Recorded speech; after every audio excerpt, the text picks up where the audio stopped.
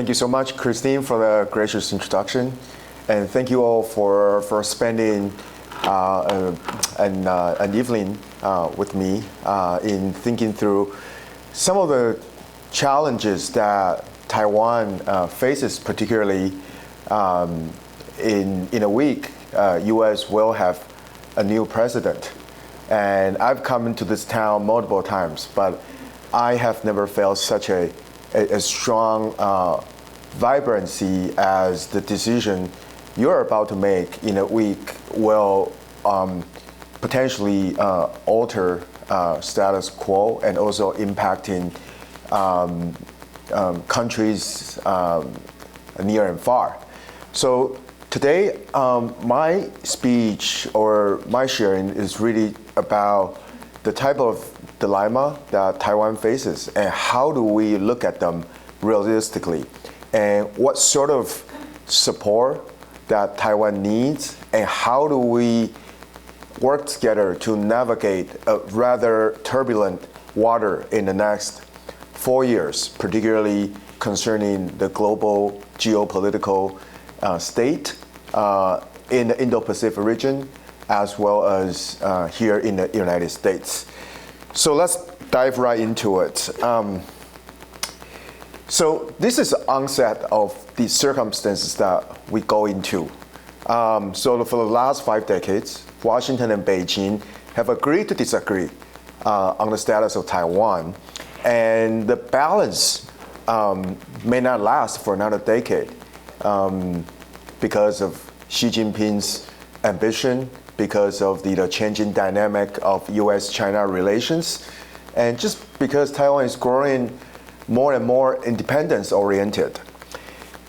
Secondly, the U.S. defense commitment to Taiwan is formally ambiguous. There's never been a straightforward clarity or language used as to what sort of defense support that would be deployed to Taiwan. Does that mean put troops on the ground, or does that mean providing Taiwan with weapons to defend itself? So China is constantly testing the resolve of the U.S. and also the determination of Taiwan, or even just doing everything it can to divide our own society. Despite Beijing's claims, the status quo basically acceptable, but that's also tilting because, as I said, the current generation of the Taiwanese population is Taiwan-centric, is independence-oriented. As China gradually erodes United States' conventional military advantage, Biden administration toughened its language on the remaining credible. And currently, we enjoy a bipartisan support in the Congress to Taiwan. Beijing fears Washington's signal of unconditional support will give Taiwan lever to pursue a de jure independence, and that would force a great power war. And as I said, this is the circumstance that these elections will go into, and its implications that would potentially change how the Indo-Pacific, particularly Taiwan Strait, will be forced to deal with. So the current Taiwan-U.S.-China triangular dilemma really rested on 3 players trying to basically establish a equilibrium. Each player, if it moves or changes status quo unilaterally, it hurts the other 2 players and even himself. And the cost could be larger than its gain. So let's first of all look at China's strategic ambition. China sees Taiwan as part of its territory. It claimed Taiwan to be one of its provinces. It calls itself reunification, not unification. It suggests once Taiwan was China's, so hence the word reunification. China's anti-secession law in 2025 explicitly states its peaceful implementation is if deemed possible, Beijing will reserve the right to use force. And we see that becoming more and more real, and the threat becoming more imminent and credible. For China, maintaining sovereignty over Taiwan is not just tied to the domestic political legitimacy, but ties to Xi Jinping's personal legacy and his own assets. So to him, to be able to resolve Taiwan issue, as he said in many of his speeches, Taiwan problem should not be passed from generations to generations. This has been mentioned over 23 times in the 10 speeches he made within the CCP or to the general public. Obviously, the ambition also is a geostrategic one. The east coast of Taiwan is suitable for Beijing to station its nuclear submarines. Beijing now has the capability to produce nuclear submarines, but it doesn't have a seaport that's deep enough to be able to station and to also to have a strong presence. So for Beijing to seize Taiwan is also to expand its military power beyond just the coast of China. And right now, its sea power is somewhat confined because of Taiwan is strategically situated as the first island chain. I just missed this one. And then now let's look at Taiwan's position and strategic calculation. Our concern has always been the ability to preserve our way of living. Our way of living contains two pillars. One is our democracy. The other is our economic prosperity. That includes our semiconductor chip dominance, and as well as other technology supply chain dominance. And the past conventional defense concept to engage in a kinetic warfare is not the case with Taiwan anymore. Day in and day out, Taiwan comes under over 30 million cyber attacks on a daily basis. Very few of these cyber attacks penetrated our portal, but CCP takes massive scan over our government and public health portal. And so this becomes an issue when the attacks are not just kinetic, it's actually non-kinetic and also cyber. So the ability for Taiwan to defend itself is not to beat China, but to be able to sustain the attack or to withhold during the duration of the prolonged blockade or invasion. So to be able to equip ourselves as island of Porcupine to inflict huge amount of cost on China if it were so adventurous to move against Taiwan is a new revolutionary thought in our defense apparatus. This means to procure more asymmetric items and also to develop our military to be more digitized, as well as having the capability to operate large amount of drones and to engage in swarm tactics. For the past 8 years under our former President Tsai Ing-wen's leadership, we have, by and large, able to secure and maintain balance, and also our defense has been bolstered. But now China is really testing the limit of Taiwan's resistance. On Double 10th Day, October 10th, our national celebration day, China conducted a so-called joint sword military exercise with a scale larger than the one that Pelosi, after Pelosi's visit, has has done, and also the distance is closer to Taiwan. China deployed ships that are larger, over 10,000 tons, and also sail without a pre-designed routes along the coastline of Taiwan. This means that they are already able to veer off the norms that were already been pre-established before.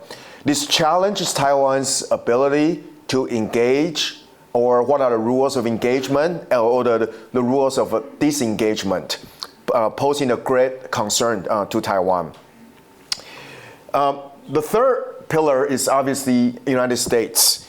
United States currently treats Taiwan matters under the umbrella of TRA, Taiwan Relations Act. It shifts from the strategic ambiguity to strategic clarity, oftentimes back and forth, depending on who's in office and also what sort of circumstances the situation that we're dealing with.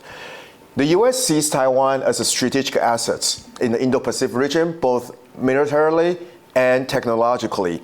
So for the U.S.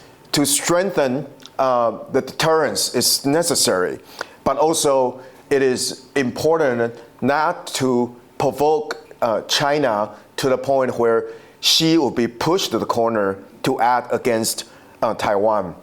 The third dilemma U.S. faces, or that could potentially append the current balance, is China right now feel very much unassured with its belief that the peaceful unification is still on the table. So to them, if it is to rule out such an option, then they move to the next option, which is unification by force.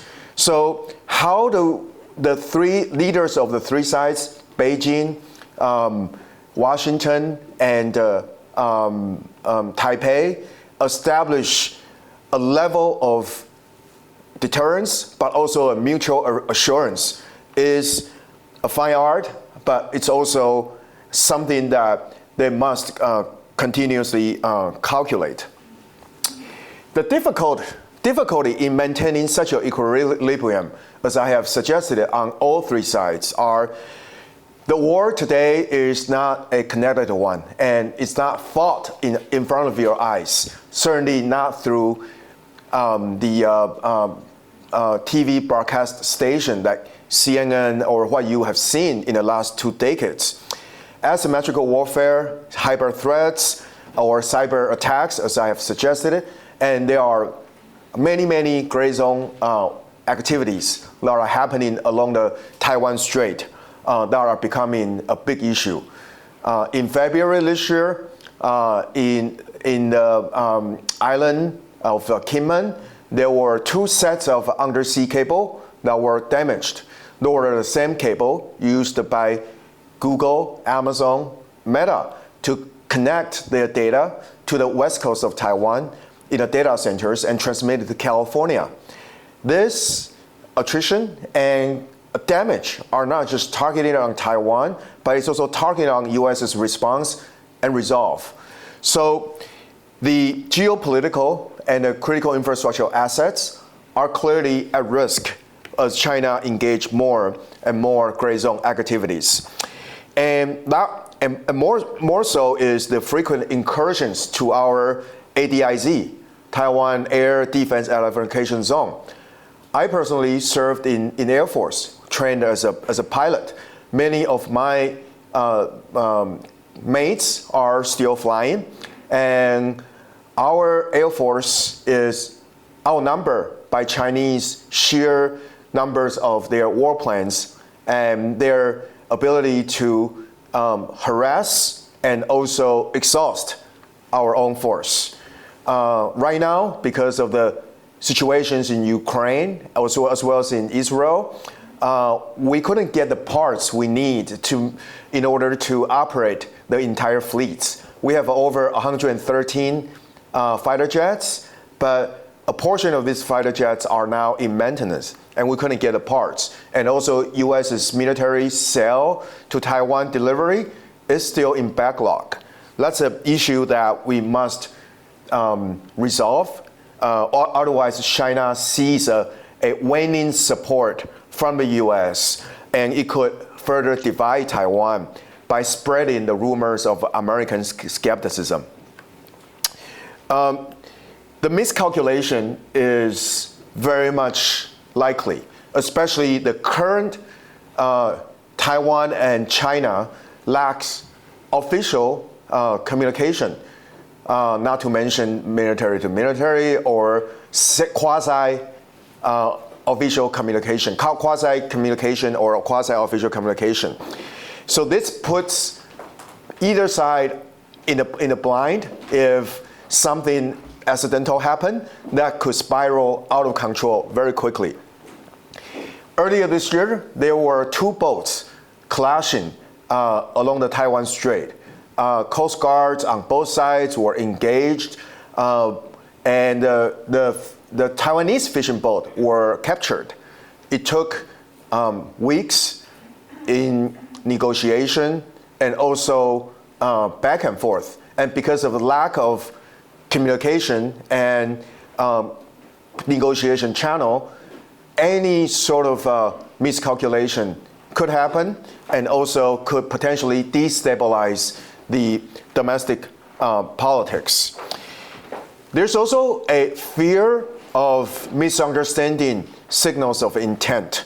The United States and China use signaling, whether it's a diplomatic statement, military deployment, or economic actions to communicate their intentions. But these signals are often misinterpreted. For example, some of the incidents that I mentioned could be interpreted as China is testing Taiwan's response and also gauging whether U.S.'s support to Taiwan is true. And when this happens over and over, and the people of Taiwan become sort of numb about it, and it becomes the critical risk that we will come under. And lastly, the political calculation and domestic pressures. Xi Jinping ties his legitimacy to the nationalist ambitions like reunification with Taiwan. In my estimate, he would wanted to test Taiwan's resolve in the next 3 to 5 years. In the next 3 years, if it's under a Trump presidency, there are likely scenarios where Taiwan faces a pretty unpredictable president, and that would make Taiwan's politicians make a decision not in a continued thinking, and that could potentially destabilize and also misinterpret and miscalculate. I follow game theorist, strategist Thomas Schelling a lot. He said, like, we can never be sure that the next step won't be the one that starts the avalanche. And this is the situation we are dealing with right now, and this is the situation we are looking at right now. As I open my remarks with a very important historical events that we will be going into in a week is U.S. is about to choose a president for the next 4 years in dealing with Xi Jinping, with our own president, have a very clear agenda to maintain Taiwan's democracy and reliance and resistance as well as resilience. So let's unpack this. Let's unpack what would a Trump second term versus a Harris presidency mean to Taiwan, and what would Taiwan respond to each of those. we've experienced the Trump first term. He was the first president ever to took a phone call, a congratulatory phone call from our president. We took great pride in being able to engage with the U.S. And I think U.S. and Taiwan relationship have been rock solid in the last 8 years, both under Trump administration, continue onto Biden administration. Clearly, we see semiconductor chips and TSMC become the world's most important company. And its project in Arizona is ongoing, and with CHIPS Act to support the funding of semiconductor. But this is all about to change. What I worry is not change. It's change without a clear path or clear direction. So a second term would mean unpredictability, uncertainty, and also strategic shifts. Our government is now facing a situation where presidents don't follow. If there is a new phenomenon we have to deal with, is that we have to maintain flexible and agile, but with principle. So let's look at what I think Trump could do, particularly vis-a-vis U.S. and China relations. We will see a hardened attitude on China. This means increasing military support for Taiwan. Right now, our defense budget is $20 billion US dollars. This is already an all-time high, going from $16 billion 8 years ago under President Tsai. Our current president increased it to $20 billion. It's about 2.3% of our GDP. And we've seen Trump making a statement, Taiwan should increase the defense budget to 10%, or TSMC steals jobs and chips are too expensive. So how do we deal with this? In China, there are two potential red lines that are the signals of potential conflict and for escalation. One is militarizing Taiwan, the other is internationalizing Taiwan. And we could see the two pathways happening at the same time. But I'm all for a increased arms sales and with the type of the weapon items we need, but we need to do it in a caution. We need the type of items that are address our asymmetrical demand, large amount of drones, javelin, harpoon.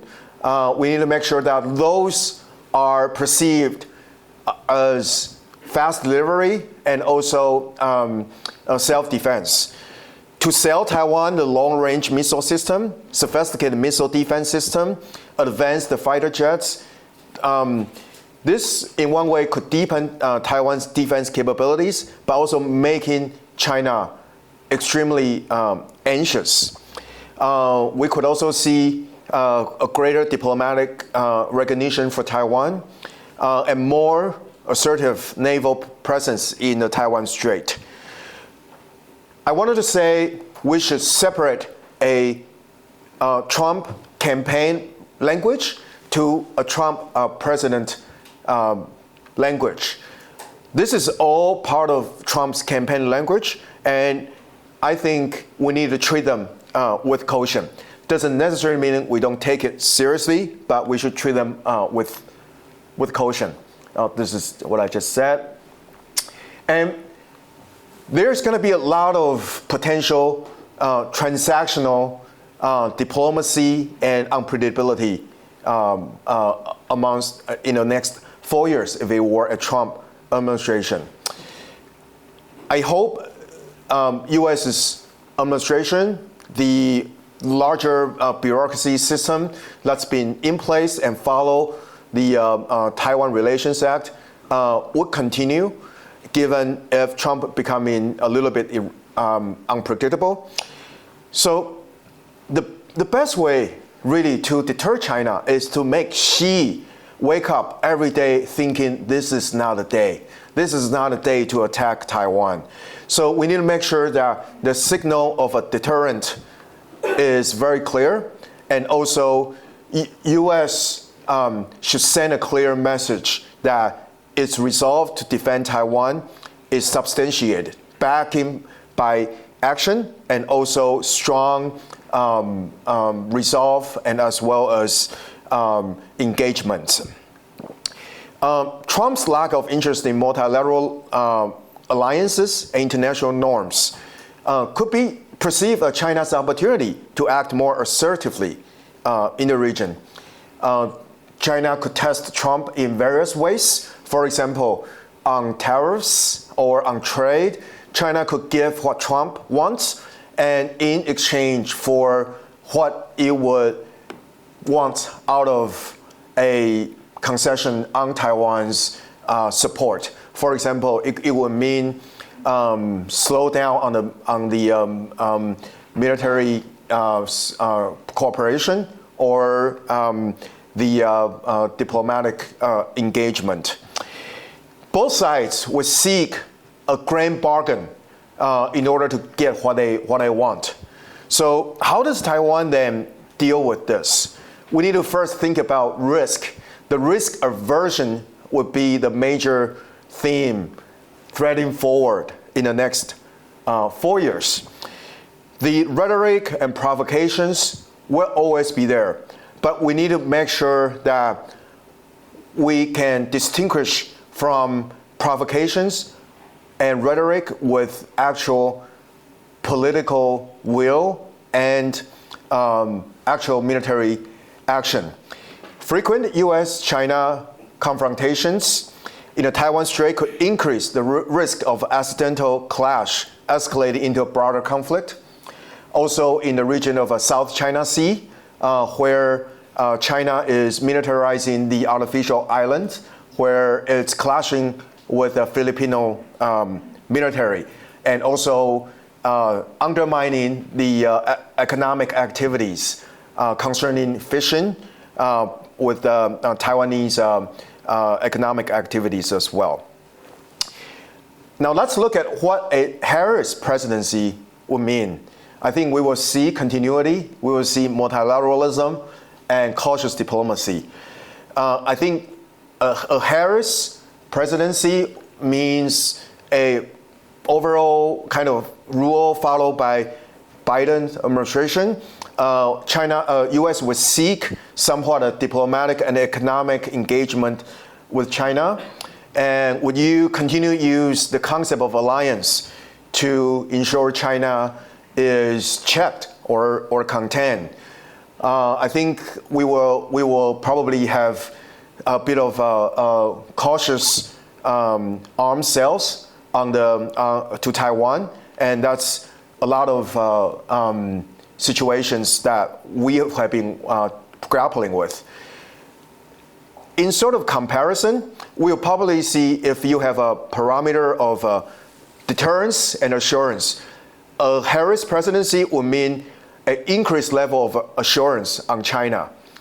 And a Trump presidency would mean an increased level of deterrence on China. But then this also tilt the balance or the scale.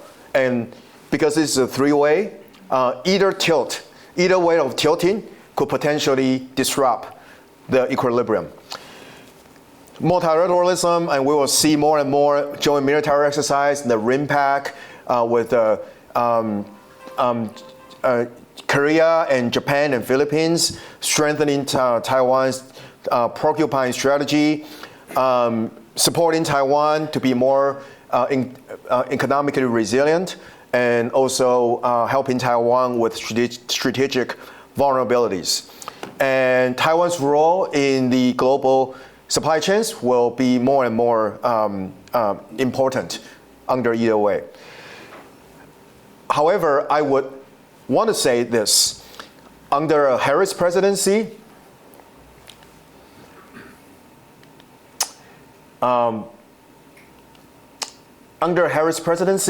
we could see China testing even more with US's resolve. The perceived weakness could be used because a Harris presidency would want to engage China more as a priority rather than deterring China in order to win engagements.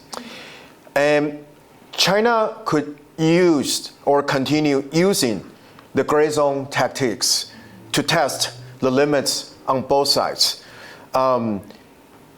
This would mean probably continuously incursions along the Taiwan Strait or reoccurring the military exercise along the coast through both cyber and regular surveillance of things. But all that's been said has been two major players game. Taiwan is really this island caught in between. Although our geostrategic importance is vital, and our semiconductors are probably powering these two major countries. TSMC today still has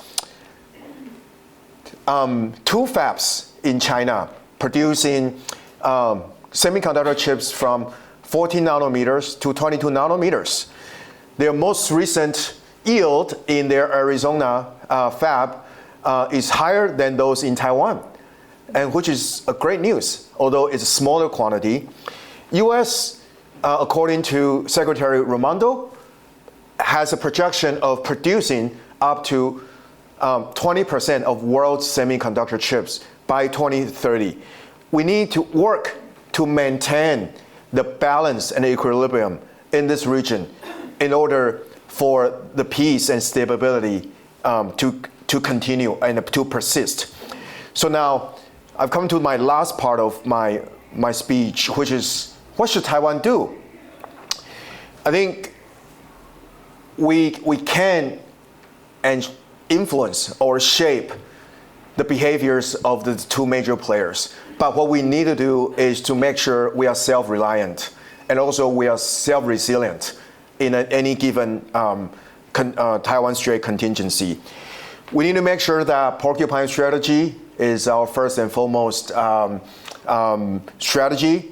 And this porcupine strategy needs to be a joint efforts between public-private partnership. Our chip ecosystem, our manufacturing ecosystem need to be integrated into our defense ecosystem. I share with you that part of our F-16 fleets is in maintenance. The resupply chain to our repairman parts is long and painful. We need to make sure that we have the capability to produce the type of weapon repairman parts that are needed at a time of contingency. Secondly, we need to make sure the island is running even under a China attack. We need to make sure that Taiwan is ubiquitously connected. Right now, China is targeting on the critical infrastructure to undermine our capability to connect. So we need to have the space satellites connectivity to ensure that even the subsea cable don't work or other telecom don't work, we have a third choice. In the next 3 to 5 years, we need to launch anywhere between 15 to 20 LEOs, low Earth orbit satellites, in order to have the Starlink-like capabilities. We can't use Starlinks because Elon has an interest in China. We needed to produce our own alternative, and we need to work with the US on this. Secondly, is to strengthen alliance and multilateral security networks. The Quad or the AUKUS with Japan and Australia, although Taiwan don't have official relationship with these countries, nor are we in this multilateral framework. But what we need to do is we can engage in a technology alliance program, which meaning that we should use our chips as part of our bargaining power to engage in discussions or programs that this type of projects are developing. I think that it's very important to know that the Taiwan would be a choke point if we couldn't continue to ship the semiconductor chips or our supply chain stop working. Thirdly is the maritime security. Taiwan Strait is probably the most critical energy shipments pathway in the Asia Pacific. Annually, there are 470 energy tankers sail across the Taiwan Strait. Many of these energy tankers supply Japan and Korea, and also Taiwan rely on energy imports. And we need to make sure that Taiwan Strait is protected. Now, China now simulate a blockade without calling it a blockade because they call it an internal military exercise. It is claiming Taiwan Strait is part of their internal sea, which means we're just conducting fireworks, military activities in our backyard. It's not of your business. If this becomes a norm and we don't have a way to challenge that, any type of exercise could all of a sudden or accidentally become a real military action. Thirdly is to maintain a diplomatic flexibility, communicate clear red lines. I think communication to clear red lines is probably the most critical one. Signal commitment to status quo and defense autonomy is very important. Taiwan's leader must emphasize their commitment to maintain the current status quo in the strait while asserting Taiwan's right to defend itself. Taiwan can underscore its dedications to peaceful coexistence, signaling to both the US and China that its focus remains defensive, not offensive. So this addressed the part on the assurance part. And also deterrence must be developed as well. Engage in quiet diplomacy with the US to define the boundaries. This is especially important, and the consequence is acute if the support that US gives Taiwan becomes a slap in the face of China. China would not punish US, China would punish Taiwan, and that becomes an issue to Taiwan. So the red lines are clear, but then they are delicate and subtle as well. We must approach them with a very careful delegation. Fortify economic independence and resilience against economic coercion. Taiwan is still very much economically interdependent with China. We have about 113 billion US dollars in trade surplus in 2021. A large amount of these are computer parts or semiconductor parts. As you can see, the two markets are still somehow interdependent. This kind of interdependency is a way of saying if you destroy one, the other will collapse as well. So we need to make sure that this does not become an accident. A lot of times the war is not intentional, but it is accidental. Counter Chinese coercion with international support. Chinese economic coercion is the most acute amongst the imports of our agricultural products or our other type of imports. China would make our farmers and fishermen suffer, but we need to make sure that we are able to sell elsewhere, to Southeast Asia, to Australia, or other places in the world. Lastly, I feel the most important thing, if I were to have a wish for the next president of the United States, is U.S. must have a clear policy delivery on what it means to support Taiwan, and how do we engage Taiwan in a way that's mutually beneficial and also sends a strong signal for both deterrence and assurance to China. So to develop a long-term strategic vision is very important. The U.S.'s congressional support to Taiwan must be continued, and also we cannot thank U.S. enough for your support for this. We need to have the escalate and fast delivery of those items in backlog, and we need U.S. to train Taiwanese military on the digitization and other type of advanced weaponry collaboration. Coordinate in joint strategic goals with U.S. defense and State Departments. Although Taiwan is not a member country for RIMPAC and other Indo-Pacific military programs, we need to be invited as an observer to engage or to conduct discussions, dialogues, so that when we're actually fighting, and God forbidden, that we will be able to know like what are the type of common operational pictures would be shared amongst the U.S. and our allies. Lastly is to highlight Taiwan's value in strategic industries. And there's only one, and one and only, is TSMC. Now, when U.S. announced TSMC fab in Arizona, the last one right here, is that it's perceived in ways that in Taiwan there are misinformation about U.S. hollowing out Taiwan's technology, stealing semiconductor chips. But we need to make clear that on the technology front, U.S. and Taiwan are collaborating. Right now, TSMC produces its most advanced chips remaining in Taiwan. And we need to make sure those will continue produced, but also its diversification won't weaken the silicon shield.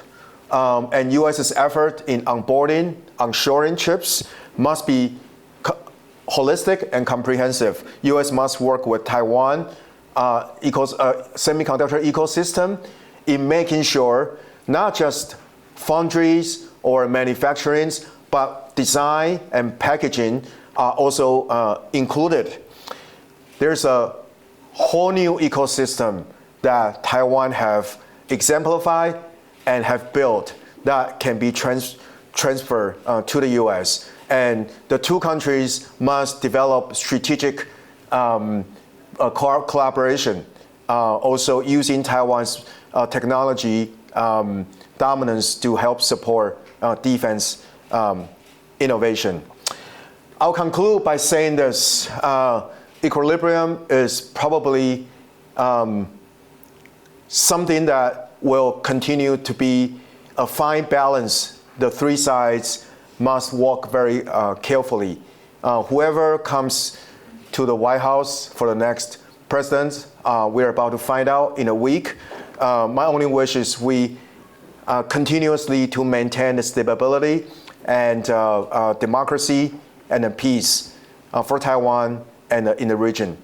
And thank you. I know you have time for. So we have some time for questions, and Carlos will come around with a microphone. Sure. Or, I'm sorry. Sir, go ahead.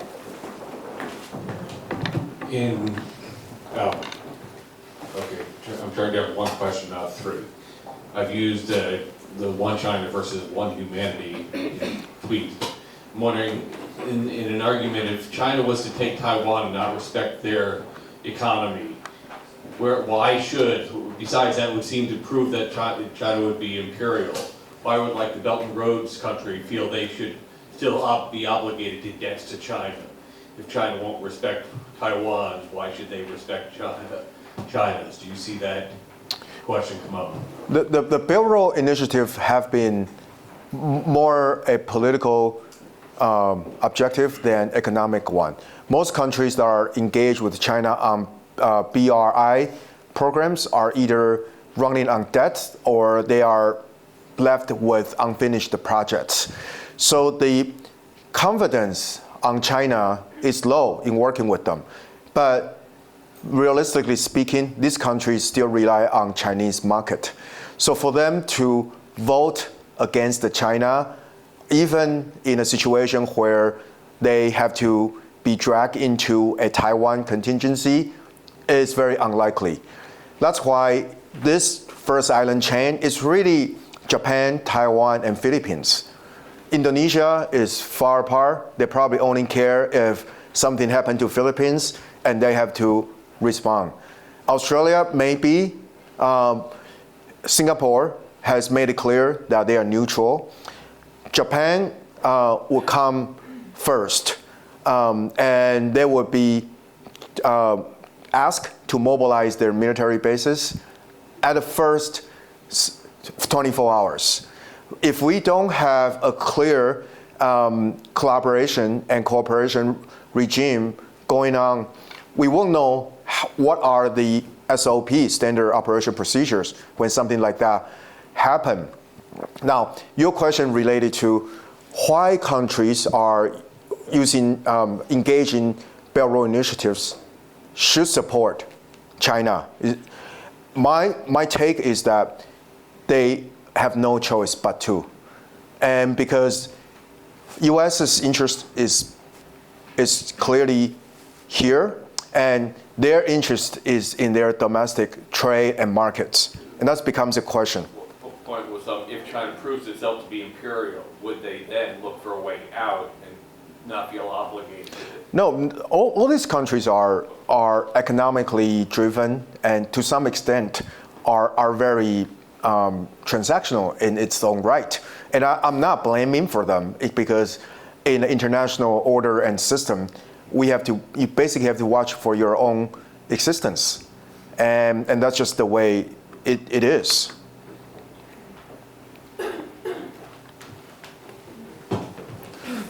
Hey, Mike Hogan from the Atlantic Council. Yeah.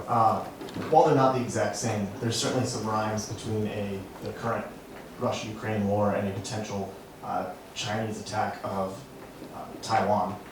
The one thing that we're seeing is this, as the war draws out more and more, is sometimes fickle support from the American public and the Congress to provide the funding.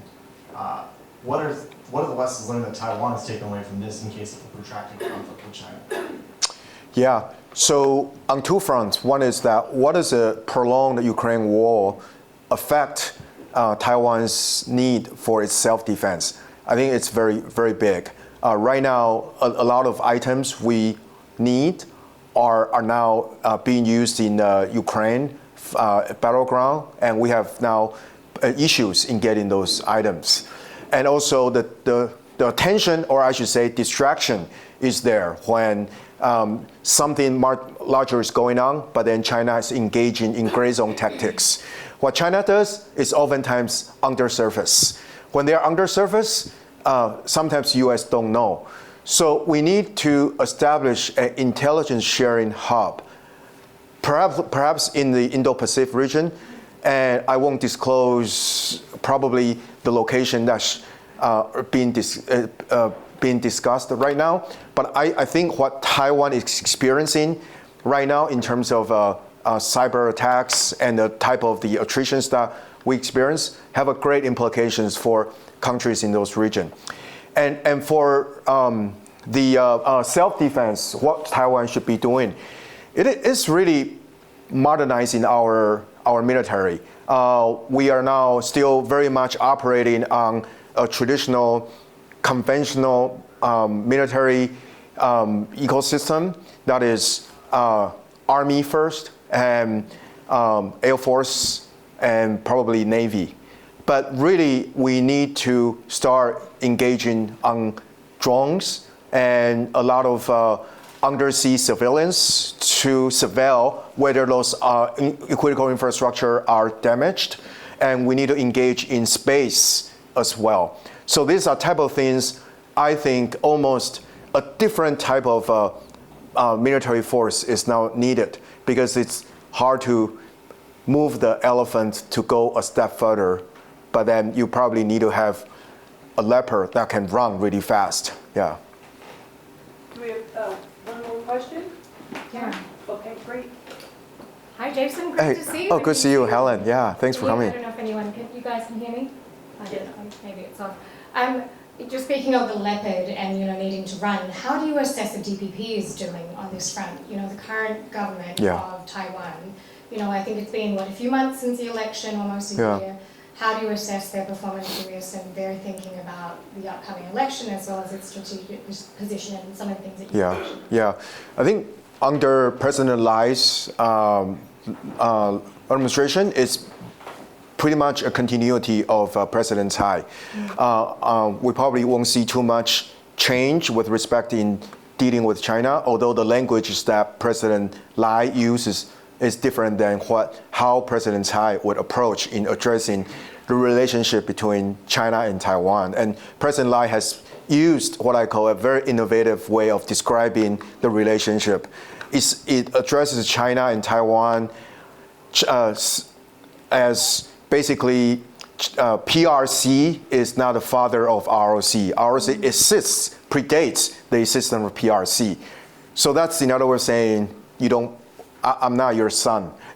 and so this type of a new rhetoric is challenging to Beijing's notion, and we haven't seen a very strong pushback. Maybe they're still trying to figure it out. On the military side, I give credit to President Lai. I think the military reform under the current defense minister, Wellington Gu, is going well. And also he basically de-emphasizing a lot of non-necessary procedures and also accelerating on the asymmetrical capabilities. But we have not enlisted enough support from our private sector. For example, our drone industry, we are making all the drones, but then our drone industry needs to be mobilized. And to your point, Dr. Eric Schmidt visited Taiwan and took him around to visit drone companies, and then he described to our then president, President Tsai, a robotic warfare and a drone-enabled operation that Taiwan should completely embrace, and we should do it sooner. We should do it yesterday.